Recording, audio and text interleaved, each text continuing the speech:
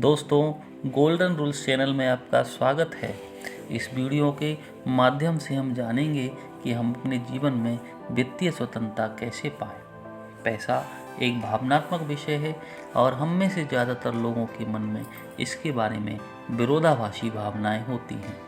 एक तरफ तो हम पैसे के साथ आने वाली सुरक्षा और आराम को चाहते हैं, दूसरी तरफ हम इस बात से डरते हैं कि ज़्यादा पैसा आने से हमारी नैतिकता नष्ट हो जाएगी। निश्चित रूप से इस मामले में टीवी के कार्यक्रम और फिल्में अपनी भूमिकाएं निभाती हैं, जिनमें दौलतमंद लोगों को चालबाज और बुरा बताया जाता है।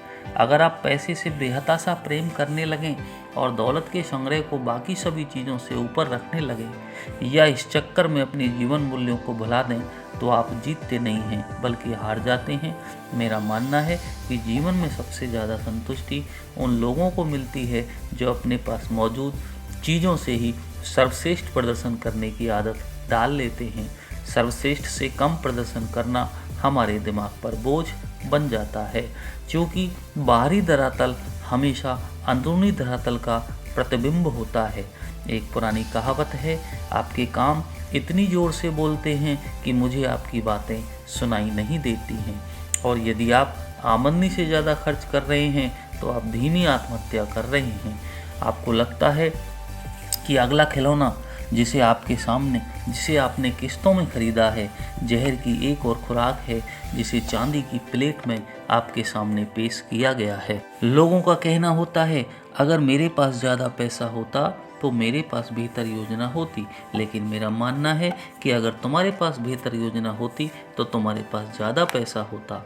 मात्रा महत्वपूर्ण नहीं है, महत्वपूर्ण तो योजना है। अगर हम आपको वित्तीय केक के बंटवारे के बारे में बताएंगे, आप अपनी आमदनी में से सबसे पहले सरकारी टैक्स चुकाएं और उसके बाद अपनी आमदनी को 70-30 के अनुपात में बांटकर जीना सीखें। यानी कुल मासिक आमदनी का 70% खर्च करें और बाकी 30% का आवंटन इस प्रकार करें।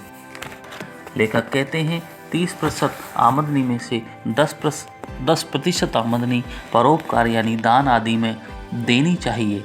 दान का नियम कहता है कि जब राशि छोटी हो तभी हमें दान करने की आदत डाल लेनी चाहिए, अन्यथा आय बढ़ने पर ज़्यादा दान देना मुश्किल होता है। अगली 10% राशि को हमें दौलत बनाने अर्थात पूंजीगत निवेश, व्यापार, निर्माण, खरीद आदि के लिए करना चाहिए। शेष 10% को अलग से बचत करने के लिए रखना चाहिए। यह दौलत की योजना का बहुत रोमांचित हिस्सा है।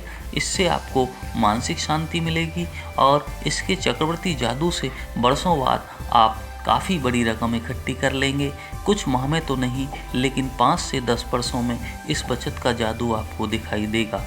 अमीर या गरीब, फ़र्क इस बात से उतना नहीं है कि आप कितना ज़्यादा कमाते हैं। फ़र्क तो इस बात से है कि आप अपनी कमाई का किस तरह इस्तेमाल करते हैं। चुनाव आपका है। लेखक का मानना है कि हर व्यक्ति को अपना फाइनेंशियल स्टेटमेंट रखना चाहिए।